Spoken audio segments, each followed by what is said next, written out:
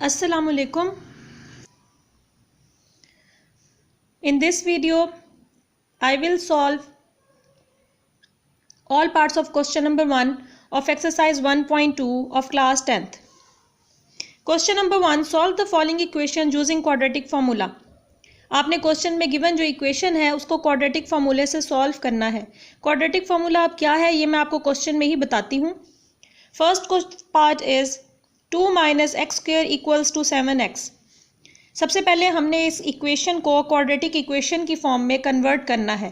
Quadratic equation मैं आपको अपनी प्रीवियस वीडियो में एक्सरसाइज 1.1 के सोल्यूशन में बता चुकी हूँ. इसमें भी मैं उसका जिक्र करूँगी इस वीडियो में भी आगे. तो आपने सबसे पहले गिवन क्वेश्चन को क्वाड्रेटिक इक्वेशन में कन्वर्ट करना है. मींस एक्स स्क्वायर और 2 को हमने इक्वलिटी की साइड पे शिफ्ट करना पड़ेगा.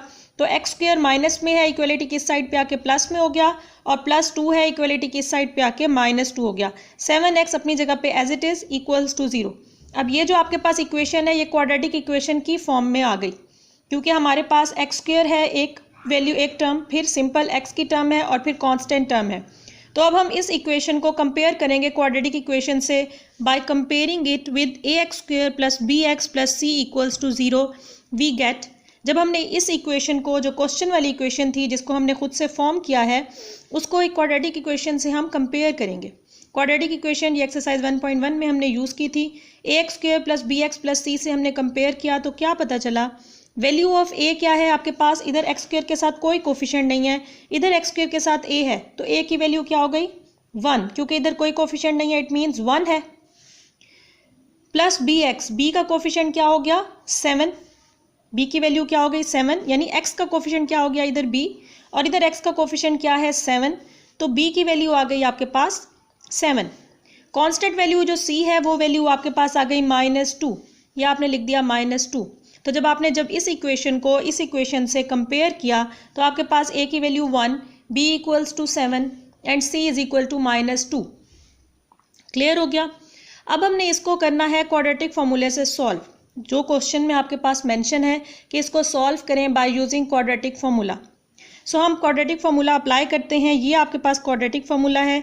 x is equal to -b plus minus square root b square -4ac by 2a. This is your whole quadratic formula. ये आप अच्छे से लर्न कर लें, बहुत इंपॉर्टेंट है, आगे भी फर्दर एक्सरसाइजेज में ये यूज़ होगा. -b plus minus square root of b square -4ac by 2a. This is your quadratic formula. अब आप वैल्यूज़ को पुट कर देंगे इसमें. वैल्यूज़ को पुट कर दिया. b की वैल्यू आपके पास 7 थी तो आपने 7 पुट कर दिया, प्लस माइनस b का स्क्वायर यानी 7 का स्क्वायर -4, a की जगह पे a की वैल्यू विच इज़ 1 और c की जगह पे -2 जो ऊपर हम वैल्यू मेंशन कर चुके हैं, डिवाइडेड बाय 2a यानी 2 multiply with a, value of a is 1. अब इसको सॉल्व करेंगे. -7 as it is, plus minus minus 7 का स्क्वायर क्या हो गया 49, माइनस माइनस हो गया आपके पास प्लस, 4 2 ज़ा 8 बाय 2 1 ज़ा 2. ये स्क्वायर रूट के अंदर आपने न्यूमरेटर वैल्यू लिख दी.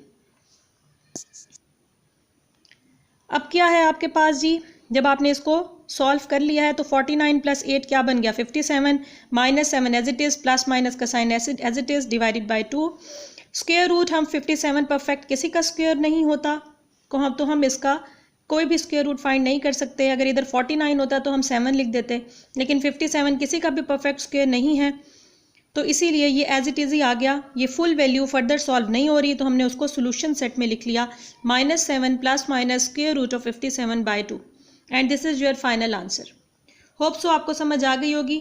बस इस क्वेश्चन में मेन यही है कि गिवन क्वेश्चन को आपने क्वाड्रेटिक इक्वेशन से कंपेयर करना है और उसके फ़ौरन बाद ही कंपेयर करने के बाद a b c की तीनों वैल्यूज़ आपने मेंशन करनी है और उसके बाद क्वाड्रेटिक फार्मूला अप्लाई करके वैल्यूज़ को पुट कर देना है.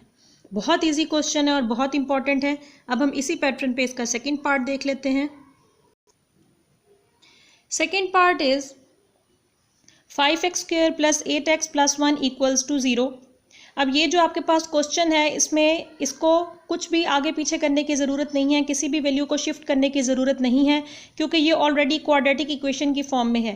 क्वाड्रेटिक इक्वेशन क्या होती है कि फर्स्ट टर्म आपके पास स्क्वायर फॉर्म में हो, सेकंड टर्म सिंपल x हो और लास्ट टर्म आपके पास कांस्टेंट वैल्यू हो और ये पूरी इक्वेशन किसके इक्वल हो 0 के.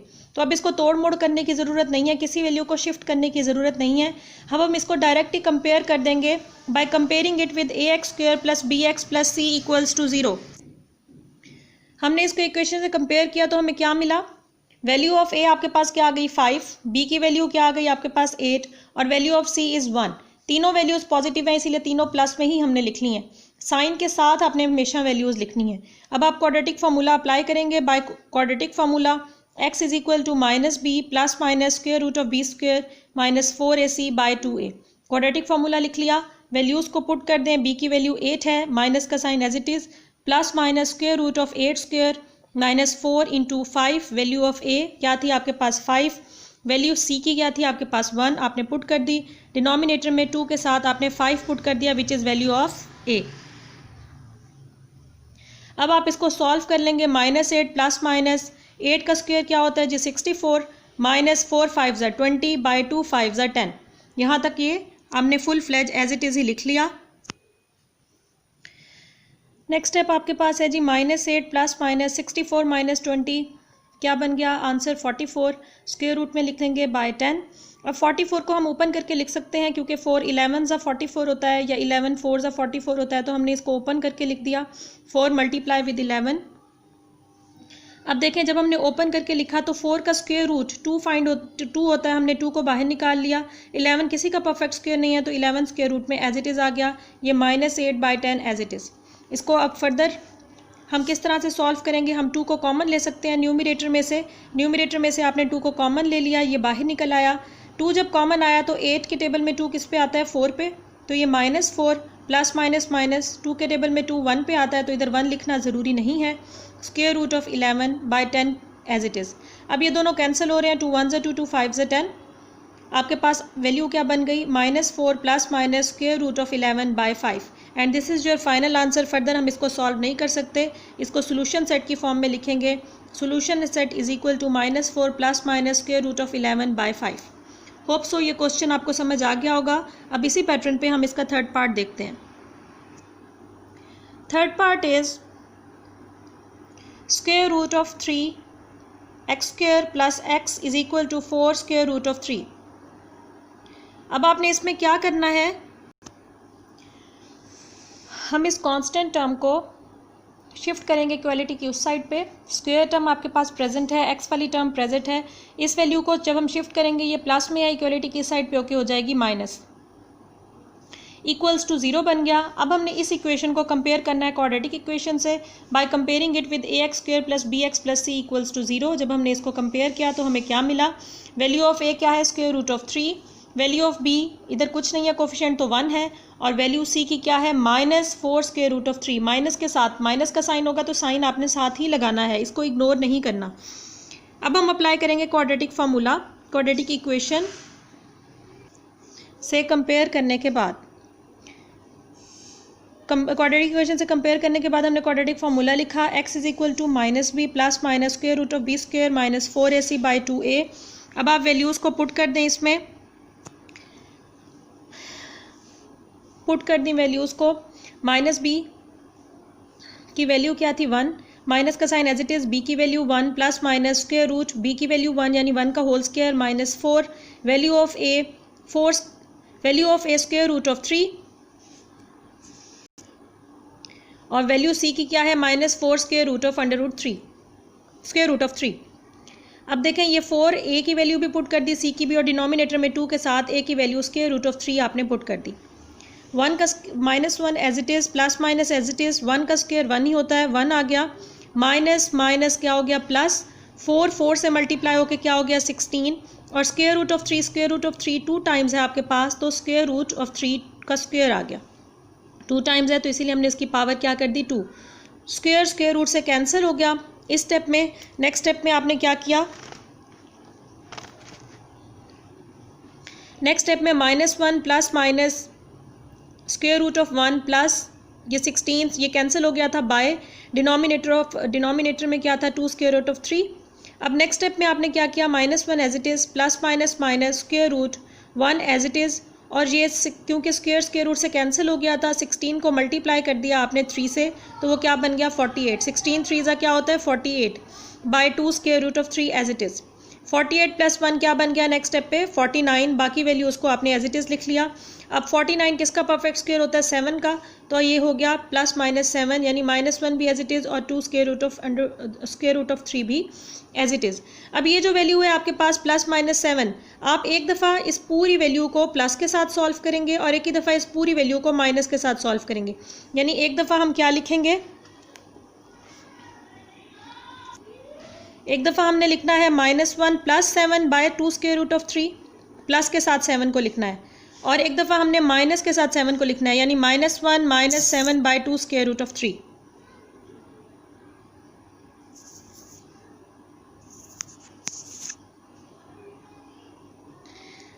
अब देखिए आपने क्या किया,